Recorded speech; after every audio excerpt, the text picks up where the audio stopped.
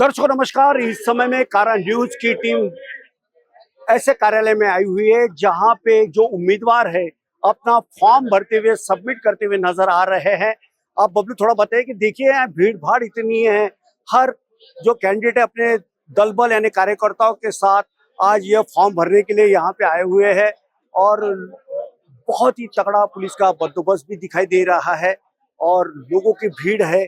ये तो एक पोर्शन हो गया, इसके बाद हम आपको धीरे धीरे उस दरवाजे पे लेके जाएंगे जहाँ पे उम्मीदवार हाल ही में भी गए हैं और फॉर्म सबमिट करने गए हैं और क्या चल रहा है हम आपको बताने जा रहे हैं। आइए हमारे साथ मान नगर के उस जोन में आए हुए हैं जहाँ पे उम्मीदवार अपना फॉर्म सबमिट करते हुए नजर आ रहा है और देखिए कि पुलिस का तगड़ा बंदोबस्त है, काफी पैनी नजर रखी गई है और कैंडिडेट के अलावा और अनुमोदन जो करने वाले उनके अलावा किसी को भी अंदर जाने की कतई इन्हें परमिशन नहीं दी जा रही है और इस प्रकार से यहाँ पे पूरा माहौल जो है गर्म नजर आ रहा है।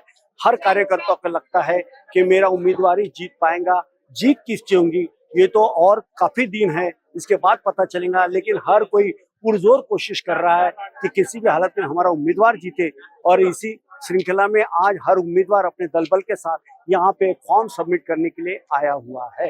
हनुमान नगर जोन में कई उम्मीदवार आए हुए हैं। हमने पहला जो गेट बताया कि कितनी भीड़ वहां पे थी, अब हम इसी हनुमान नगर जोन के सेकंड गेट पे जाना चाहते हैं जहाँ बैरिकेडिंग की गई है।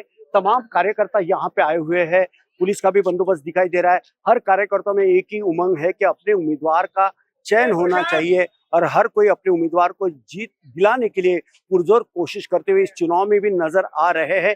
151 उम्मीदवारों का भाग्य आने वाले दिनों में भी तय होने वाला है। प्रचार की अभी तो शुरुआत हुई है और जैसे जैसे प्रचार का माहौल होते जा रहा है वैसे वैसे कार्यकर्ता हो या अन्य लोग हो उनमें एक नवचेतना आई हुई है, क्योंकि ये स्थानिक स्वराज्य संस्था का चुनाव जो है।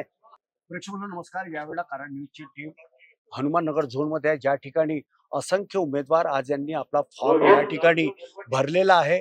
प्रशासकीय कार्य मोठ्या प्रमाणावर सुरू आहे। स्क्रुटिनी झाली, ज्याच्यामध्ये जे अपात्र ठरले ते बाहेर निघाले, मात्र जे पात्र ठरले त्यांचा जो अर्ज आहे तो कुठेतरी स्वीकृत करण्यात आला आणि त्यामधीलच एक म्हणजे प्रभाग क्रमांक 34 चे घंटीरामजी आपल्या सोबत आहेत, जे उमेदवार आहेत भारतीय राष्ट्रीय काँग्रेसचे अधिकृत उमेदवार म्हणून या ठिकाणी घंटीरामजी आहेत। त्यांना आपण विचारूया, सर आज तुम्ही फॉर्म भरला, फॉर्म भरायच्याच नेमकं काय मनात सुरू होतं?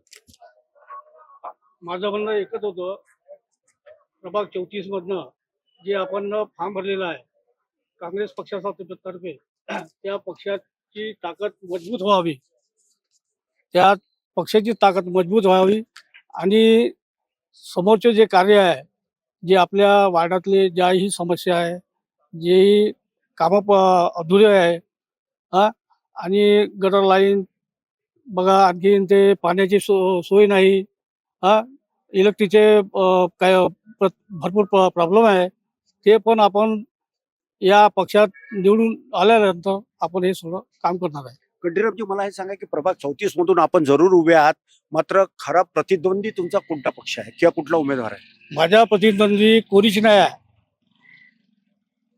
मी स्वतः सक्षम आहे आणि मला जनतेचा इतका प्रतिसाद आहे की मी आताच मी सांगतो की मी निवडून आलेलो आहे।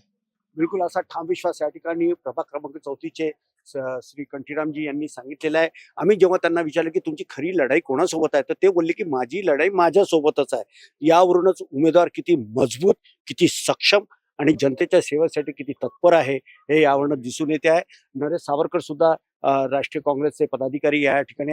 सावरकर साहेब, ज्या पद्धतीने आज घंटीरामजी यांना हे जी सीट घोषित झाली, फॉर्म भरण्यात आला, तुम्ही एक पदाधिकारी म्हणून काय तुम्ही सहकार्य करता? ऍक्च्युअल मध्ये आमच्या प्रभागामध्ये उत्तर दक्षिण आणि दक्षिण असे दोन भाग होते। आमच्याकडचे 16 बूथ येत होते, तर 16 बूथ मध्ये माननीय प्रफुल्ल पाटील यांनी त्यांच्यासाठी खूप अथक प्रयत्न केले आणि सीट ओढून आणली आणि त्यांना सीट देण्यात आली आमच्यातर्फे। प्रफुल्ल गुडदे पाटलांचा तुमच्या माध्यमातून मी घंटीरामजी तर्फे आमच्या सगळे काँग्रेस पार्टीचे पदाधिकारी तर्फे मी त्यांचे खूप खूप आभार मानतो। या ठिकाणी बरेच उमेदवार आहेत आणि बरेच उमेदवार यांनी फॉर्म भरलेले आहेत, मात्र निवडून कोण येणार याकडे जरी सर्वांचं लक्ष लागत असलं तरी ज्याची पूर्वतयारी असते, जो सुरुवातीपासूनच जनमानसाच्या मनामध्ये जो राज्य करतो, तो शेवटी राज्यकर्ते असेल किंवा नागरिक असेल ते प्रचंड बहुमताने निवडून देतात. आणि यावेळची जी निवडणूक जी होणार आहे ही अत्यंत चुरशीची अशी होणार आहे. सर्वच पक्षामध्ये आलबेल कार्यक्रम आहे. कुठल्या उमेदवारांना तिकीट देण्यात आले नाही, कोणी अपक्षामध्ये जातं, कोणी या पार्टीतून त्या पक्षाकडे जातं.